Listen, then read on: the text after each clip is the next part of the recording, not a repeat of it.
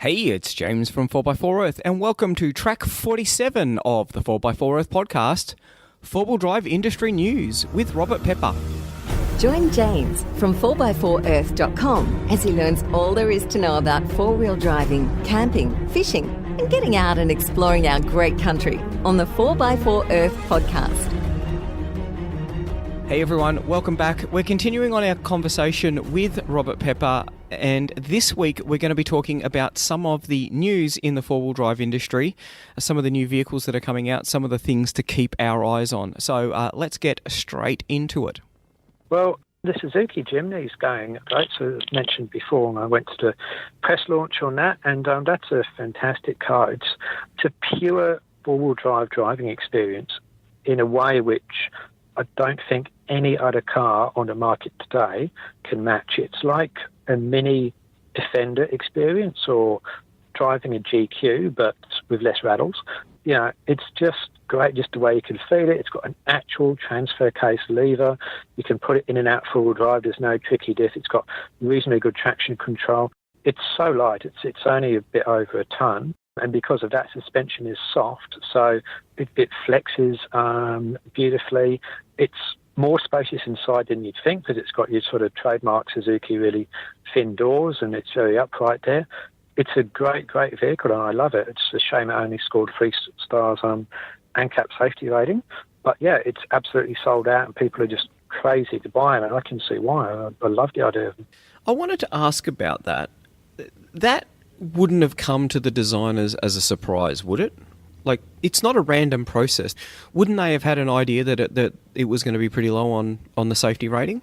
Yeah, they probably would. But the thing about speciality niche vehicles is that people aren't sensitive to the safety rating. You know, people are still buying Mustangs, even though that's got a 2-star rating. And people will still buy JL Wranglers, even though that's got a 1 or is it a 2-star rating, whatever, it's miserable, whatever it is, right?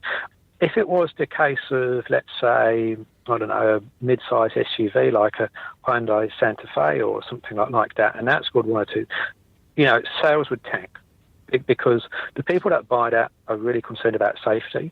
But for an enthusiast vehicle, yeah, if the safety rating is good, that's fine. If not, they'll buy it anyway. Wow. It does look like a fun vehicle, but yeah, from my point of view, I just wonder how many more sales they would have got. Well, do you know why it failed? What was it that it was missing? Yeah, it has the same with the Mustang and the Wrangler, which is basic crashworthiness. So here's the thing, at ANCAP safety ratings, they're really complicated and difficult to understand. And unfortunately, they have sort of oversimplified it a bit because they say buy a 5-star safety car, which is fine, right? And that's a simple message. A simple message is a good message because today the world is incapable of understanding anything more than a 3-word slogan. So buy a 5-star safety car, and that's great. The problem with that is twofold. There's complexity under it. First of all, the definition of a 5-star car changes over time, which is kind of as it should be. So you look at a Subaru Forester, which is 5 stars in 2002, and by the way, the Forester also got 5 stars recently. It's the first car ever to score 5 stars. It's been 5 stars all the way through every model release, including 2019. Anyway, the 5-star rating in 2002 is very different from the 5-star rating in 2019. But they're all 5-star cars, right? So you think they're equal, but in fact they're not, and that's not really obvious. The second thing is that 2 5-star cars in, let's say, 2019 are not necessarily equal. And the example I give of that is when I tested a Suzuki Swift against a Mercedes AMG A45, 2 sort of smallish sports cars. Now, both of them scored 5 stars, but the Mercedes had way more active and passive safety gear than the Suzuki, but that wasn't properly recognised. It wasn't like the Mercedes got 7 stars or 8 stars, and the Suzuki only got 5. No, according to AMCAP, they were both 5-star cars. And that's wrong. It's wrong. The other thing is that what type of safety are we talking about here? So are we talking about safety for a long-distance driver, or are we talking about safety around town? Are we talking about safety for someone who's got young kids and is concerned about stuff in the back, or someone who is, you know, it's only going to be 2 grey nomads in the front there? So you've got to look a bit beyond the basic safety ratings and go, all right, what is this car good at and not good at? And now there's safety kind of split up into different areas. You've got your basic crashworthiness, which is when the car slams into a pole or does the offset test, how well does it protect the occupants? Now, that is why the Wrangler, the Jimny and the Mustang have all fared badly, because they don't protect their occupants very well. And if you don't do well in that, you've got no chance of a 5-star rating. You can get an extra star, and you certainly can't get 5 stars unless you've got some active safety technology, and these days stability control is mandatory, so that's got to be there. They're now also testing the effectiveness of some of these aids as well, so it's not just have you got it, yes or no, it's how effective it is. So you really got to look underneath the safety ratings and start to figure out what sort of safety you want and why before you make a safety-based decision. That sounds all quite complicated, doesn't it? It does. My suggestion would be that we get away from 5 stars and we just award increasing numbers of stars. So, back in the day it was a 5-star car. Well, these days up to 10-star cars and 11, 12, and, there's no upper limit. And then manufacturers would love that, to go, hey, we're the first 12-star Ute, or we're the first 15-star people mover, or whatever else, right? And people can look at it and go, yeah, okay, the car I'm buying in 2019 is 3 times as safe as the one back in 2002. It's obvious, right? And then also, the AMG Mercedes that I tested could get 7 stars, and the Suzuki Swift could get 5 stars, and that would reflect the fact that it's a safer vehicle there. Now, whilst on safety, there's something else I want to cover off, which is how airbags work, because that question has come up a couple of times there. So the classic one, why don't my airbags go off in the event of a crash? And the answer is because they don't need to, and it's preferable for the airbags not to go off if possible for 2 reasons. First, when it goes off, it's actually a real explosion and it can actually injure you. And secondly, it massively increases the repair cost of the car. Now, the way airbags are triggered is rapid deceleration. So there's sensors in the car, and if they basically notices that the car is decelerating rapidly, and we're talking approximately a 20 km an hour hit into a brick wall, that kind of deceleration, the airbag will go off. And then that will protect you. And timing is absolutely critical as well, because you want the airbag to go off before your face starts moving towards the steering wheel, not before or after. So timing is critical down to the millisecond there, which is why you've got to get bull bars, etc., to make sure they're airbag compliant. So let's say that you hit your four-wheel drive that weighs 2.5 tons, and you hit a 100-kilogram kangaroo, and you're doing 100 k's an hour. How much deceleration do you think is going to happen to that four-wheel drive? How much deceleration? Not a lot. Yeah. Big car going pretty fast. 2.5 tons versus 100 kilos. There's just no comparison. You're barely going to slow down. Anyone that's hit a route at speed will know that you don't really slow down. So there's no deceleration. So what's going to happen is the airbag's not going to deploy. Nothing like. The rear will bounce off the bar.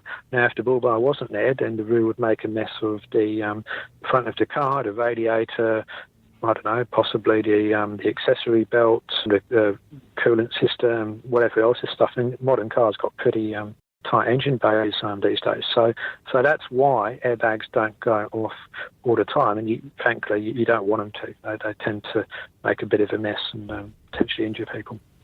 What's going on with Land Rover? What news is there from them? Well, there's rumours of them being taken over. There was an April Fool's Day thing about that as well, but to be honest, that's probably actually a little bit close to the bone. So the market in China, a lot of car manufacturers are really into emerging markets. So China in particular, because there's a lot of new wealth coming out there, and they love European cars and so forth, Simon Prestige, and I think India will follow that, and in time to come, Africa will probably follow that as well. But for whatever reason, the Chinese market has dropped a bit, and that's really hit Jaguar Land Rover very hard. The other thing which has hit them is that they've invested really heavily in diesel, because they've just gone diesel everywhere.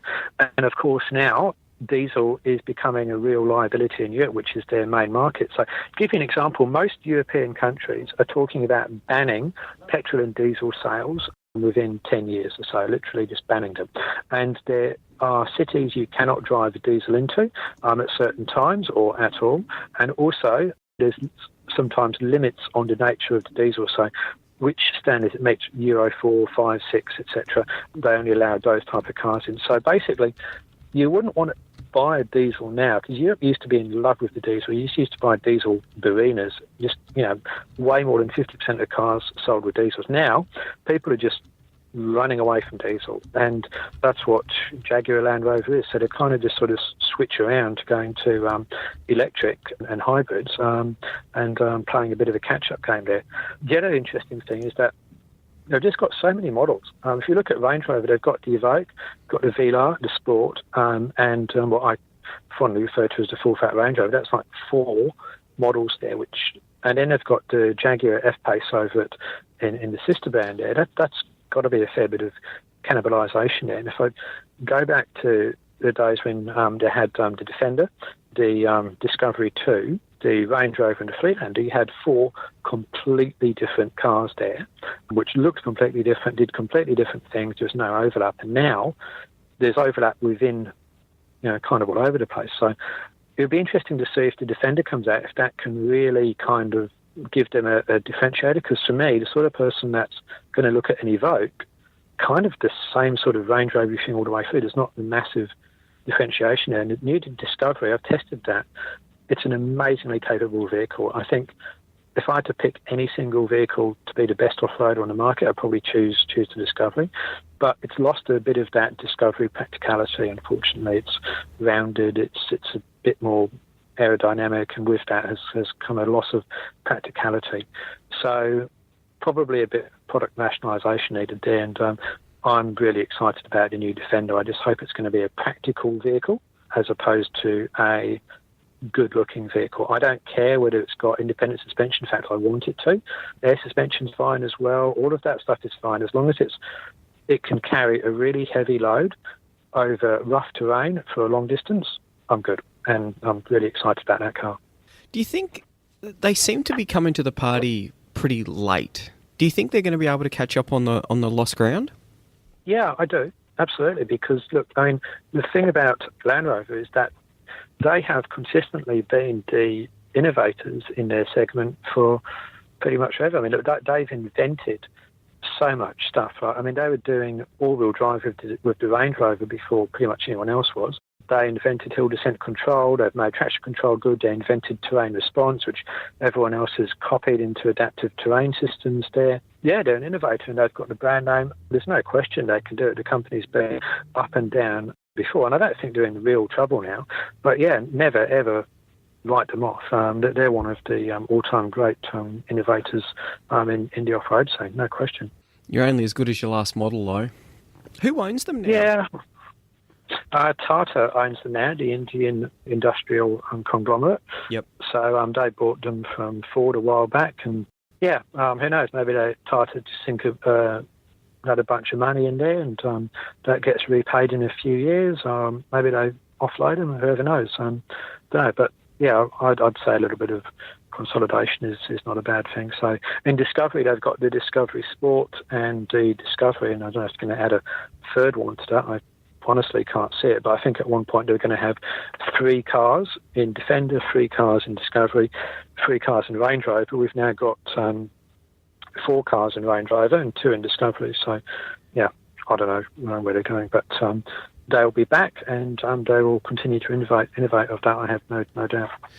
There's definitely a need for a bit of innovation. The other thing that I think is that I wonder if they've lost their way from a design point of view. They kind of had, some fairly iconic sort of vehicles, and I love the look of some of the older stuff that they've got.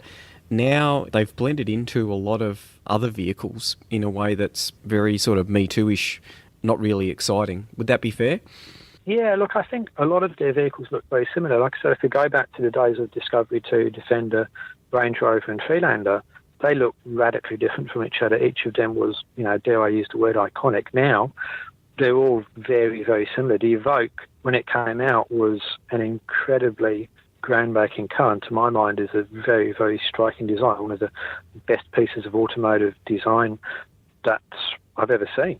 But it hasn't been refreshed for a while now, and those same design traits being carried over to the other models, so it doesn't look that different. They'll kind of look just slightly different sized versions of each other to a great degree. There's not that great difference there.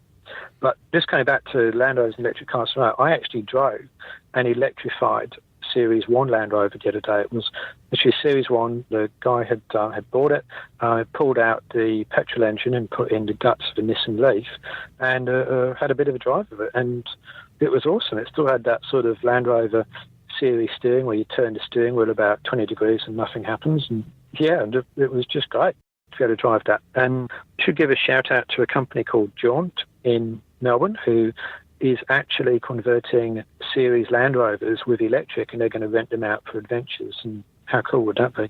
What's the process they're going to take to do that? Well, buy the series Land Rover, open the bonnet, unbolt the engine, I don't know, give it to some rivet counting anorak guy, put in a new electric engine from Leaf or whatever else, and put it on their website and say, hey, rent it. Well, I guess that's simplified business model. Have a look at their website and Facebook page. It's just search for Jaunt and it will come up. Wow, it sounds interesting. Yeah, and I think that will be cool because you see all these, because that could be a way to extend the life of the cars, right? Because what if we get to the point where, you know, we can't run the cars on the road? Well, you can still have your Series Land Rover in 100 years' time just running on electric. And, you know, he hasn't done anything different. In a series, in fact, any Land Rover of that age, and even the Defender, the fuel tanks are actually underneath the seats, and he just pulled those out and put batteries in there, and that's what he runs it off. So there's no, to look at it, you wouldn't know it was an electric car apart from the little badges put on the back, and you get in and you go, hang on, there's not just the yellow and green levers there, there's this other lever. You pull that in, you push it, and when you put your foot down, let me tell you, it's acceleration no series Land Rover has ever experienced before. It's like, no, this is something else. It's so, I was going to say quiet. It's not quiet because it's a series Land Rover, so of course there's sound things like the spiders fighting in the corner and rattles and God knows what else, but there's no engine noise apart from those sort of deep whines. So it's pretty awesome. I've got some videos on my Facebook page. Nice. Any other general industry type news then? Yeah, Great Wall are coming out with a ute which actually looks to business. So they've actually had a ute on the market for a while here, which is the Great Wall Steed. And I drove a stock standard one over the Simpson Desert. So, yep, stock standard off the showroom floor. They even had the standard tyres on it, 170 mils of ground clearance, and we didn't get stuck once, unlike the Everest and Triton, which were tagging along with us, which both got stuck. So that worked, and we just used that to carry a bunch of fuel there. So that's a better ute than you'd think, but this ute looks way more serious. It looks bigger and more capable and more of a challenger to Ranger and Hilux. So I'm waiting to see that happening. And at the moment, people go, oh no, Chinese, we don't want Chinese. Blah, blah, blah. Okay, well, yeah, that's what we said about the Japanese back in the day, right? And look what happened then. So open your mind, guys. And also, same deal about Koreans, right? Oh, who'd want a Korean car? When I've had even people buying advice on cars, and every week or so some reader comes up with some question about what car should I buy, there's still this bias against Korean cars. And it's crazy. I tell you, the Hyundais and Kias are every bit as good as the Japanese and often superior. Seriously, they are really good cars. The interior design, quality, Kia's got a 7-year warranty, and I've had that before the likes of Ford reluctantly went kicking and screaming to a 5-year warranty. So don't write off the Chinese yet. They're good, they're getting better. I drove a Haval H9 across Simpson as well. Yeah, they're not bad cars, so I'd watch out for those. I think they got off to a bad start with some of the asbestos issues, but I think they're going to be playing a long game, so they're going to be quite prepared to wait. And the other thing is I think their marketing's a little bit light on. You don't see too many ads for them. But yeah, I think it's terrific. Yeah. Very cheap product. Yeah, cheap, well, inexpensive, I'd say. I wouldn't want to use the word cheap. It's got connotations there. But look, we did the run over to Simpson there, and I said to them, look, how about we don't even wash the cars, park in front of a dealership with all the stuff on the roof rack then, and say these guys are just across the Simpson Desert? Wouldn't that get people drawn in? And the idea kind of went nowhere. So yeah, the marketing's woeful. Doesn't mean to say the product's terrible. It's only going to get better, right? And so to my mind, the Koreans have pretty much supplanted the Japanese for quality, and the Chinese aren't going to stand still either. And they've got the advantage of very cheap labour rates and a massive home market as well. So Chinese cars, what's this future? Hey, this is really going to upset all the business. I'm here saying, hey, electric vehicles and Chinese cars are the way of the future. I'm going to get crucified for this by the patrol owners. Well, I think it's fairly obvious, though. And see, one of the things will be, I would have thought in some of the areas in China, very similar driving conditions to what we've got. The big opportunity is to actually see, because the one thing that they have that we don't is the mass market. Huge markets there. And I think the big opportunity is for us to actually see some really cool product come out that we can actually look at and go, yeah, I'd buy that. Yeah, well, the thing which a lot of people are interested in is that Rivian electric ute. Now, I spoke to Rivian, and they're going to launch in the USA in late 2020, and Australia is definitely on their roadmap. So 2021 is when we can expect to see the Rivian ute in Australia. That's the way they're planning it at the moment, and that's a big ute, slightly larger than the Ranger, fully electric, 600k range or so. I reckon it'll be by that time. An individual wheel drive, tows 5 tons, and it has an electric jerry can you can pop into the train. Interesting. Well, it's going to be, we are going to see some, there is going to be some changes. I'm really keeping my eye out for all of the things that take us back to sort of the classic four-wheel drives in the new form, using the new technology, or something new and exciting, because I am a little bit sick and tired of it. They all seem to be morphing into one sort of four-wheel drive design, which is barely above a soft rotor in some respects. We see partially driven by engine power constraints and partially driven by, I don't know, I think it's designers who aren't prepared to be courageous in the designs that they're creating. And that's why I think the Gladiator is going to go so well, because of the fact that, proven concept in a ute, and it's designed to go four-wheel driving. Yeah, and that's why I'm excited about the Gladiator. You can always rely on Jeep to come out with something like that. I mean, look, Jeep have kind of gone to basically two-wheel drive road cars with the Jeep name now, which is a crying shame. But, if they keep coming out with stuff like the Gladiator and the Wrangler, yeah, I'm massive fan of what they do. But the problem is that the cost of car development is now so high, you have to be so conservative. That's the issue, right? And the days when you can just sort of quickly knock up a car and push it out to market and, you want to change the engine? Oh, great, we'll just unbolt this one, drop in that, and she's good, mate, because you don't have to worry about automatic transmission calibration or anything else. You just drop the engine in and she goes. It's not the case. It's major engineering now to do engine changes, transmission changes, left and right-hand drive. So the cost of development just keep going up. And what that means is that each car has to sell more and more and more. So every car has to appeal to a greater and greater market. And that means for car enthusiasts like us, niche cars, four-wheel drive, sports cars, etc., they're less and less viable to produce. And that is why Toyota actually produced the Toyota 86 sports car with Subaru, because they didn't feel it was cost effective to do it on themselves. This new Supra, that's been a joint development with BMW. The original Ford Ranger PX was a joint development with Mazda. Ford have now jumped into bed with Volkswagen for the next generation of that. And because the costs to develop are so high. And the reason they're so high is because of all the regulations for safety and emissions cars have to get through just to come to market. And it just becomes, everything's just getting more expensive, and it's just harder and harder to do. And it's kind of a shame, really, because it just sort of narrows the market significantly. Which is why entrants like Chinese manufacturers are so exciting, because of the fact that they're going to have that scale to be able to develop. They will be able to trial different things, and some pretty harsh driving conditions out there. Not all of it's 4-lane highways. So a true demand for off-road vehicles, or vehicles with that capability, and a huge market that's only getting bigger. So I think, there's probably quite a bit to be said for that.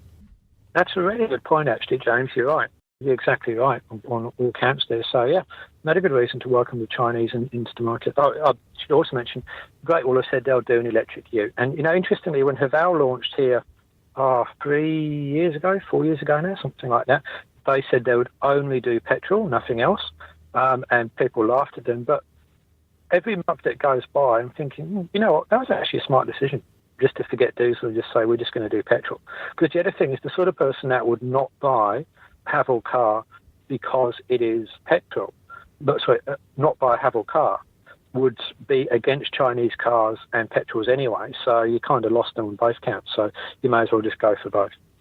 How are they going? Have they been growing their sales? Yes, but off an extremely small base. So, yeah, they knew it was going to be a long haul. I haven't spoken to them for recently, but so I can't say with recent information, but they are coming off a small base. I think they're small ones. The H2 is doing okay. I hardly see any H9s around. I don't think they're selling well because people look at it and go, no, it's actually not a bad car. There's a tiny little enthusiast community as well, but I think time's on their side, basically, with what they're trying to do there. Definitely. They're playing a long game, and, they'll get better and better and better, because we're obviously not the only market that they're trying to get access to. There's lots of other ones in there. So, yeah, it's going to be interesting to see how they go. Oh, exactly, yeah. Yeah, one other interesting thing about electrics is for range. What about a motorised caravan? Now, there's already a company out there which is fitting electric motors to caravan, but back in the, I think, 60s, Land Rover had the 101 on a Range Rover chassis and a V8 and so forth, forward control military vehicle, and that had a powered trailer with a PTO, so it was in effect a 6x6. Now, no reason we couldn't do exactly the same with a caravan, so, just put a 100 amp hour battery on a caravan and get it to drive its wheels, and then regenerate that and pop a solar panel on it. Just sort of do a bit of a trickle charge there as well. So, and think of the off-road capability of having a caravan that can actually drive its own wheels. And a bit more area on the top to put solar panels in. Exactly. Yep. For what that's worth as well. So, yeah, I see no reason that you couldn't do a powered trailer. That's one of the things. I was out camping last week, and there was a few people out there with phone chargers that were powered literally with just a solar panel on top of the phone charger. So yeah, I've tried them. You need to be patient for those things to work. So you need a big... It's amazing just how big a solar panel you need to get any decent current out of it. But yeah, they can work. Yep. Well, the interesting thing is when you can't, beggars can't be choosers. So they were quite happy to be able to, just get 10% of charge into their phone, because we'd been out for a while without power. Yeah. So yeah, it was interesting. I'm going to get one just because of the fact that, a little bit of charge is a lot better than no charge. Oh yeah, especially if you're a teenager. Yeah, so there's a couple of things on that. So basically, when you're out in the bush there, you might notice that your battery often goes down quicker than it does in the city. The reason is that the phone has to work harder to send and receive signals, which uses more battery power. So if you're not actually going to use your phone for a while, just put it into flight mode. Then that will just completely shut off its attempt to get anywhere. So that's the tip. And the other one is that there's still this misconception going around that in the event of an emergency, you can use your phone to call through to the satellite network, and that's simply not the case at all. Your phone does not possess the hardware to get up to the satellites. What's true is this. If you're out in the bush, and let's say you've got an Optus phone, and you need to make an emergency call, your phone will let you connect to whatever network it can, usually the Telstra network, to make that call for emergency only. But it has to be within range of a phone network, not a satellite network or not some magic fairy dust coming from the trees. Exactly. All right. I think we've covered off on quite a bit there. Yeah, always good to chat, James. Any final words of wisdom? No, I don't know if I've got any wisdom. Follow my Facebook page and I'll try and think of something. Facebook, and just search for Robert Pepper Journo, and then up I come. No worries. All right. Thank you very much, Robert, and we'll talk again soon. Thanks so much, James. So there you go. Now you're up to date with all things that are happening in the four-wheel drive industry. So keep the conversation going. Jump onto the 4x4 Earth forum.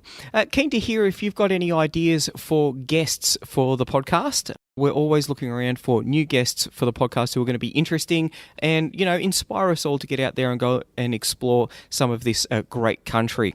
Don't forget, if you're loving the podcast, if you're loving the website, and we're up to about 250,000 visits a month now, the site just keeps on growing and growing and growing. If you're loving all of that, get your 4x4 Earth merch. It helps keep the lights on for the website and to enable us to produce this podcast. That's it. Hopefully I'll see you on the track someday. Bye. 4x4earth.com is used by over 200,000 people every month to find great tracks, organise trips, and find out how to better enjoy exploring the great outdoors. There's over 1,000 tracks and 300 campsites ready for you to explore. So check out 4x4earth.com today and sign up to get access to the track information, ask questions, and meet other 4x4 Earthers. Membership is completely free. If you're looking for a good route, check out 4x4earth.com today.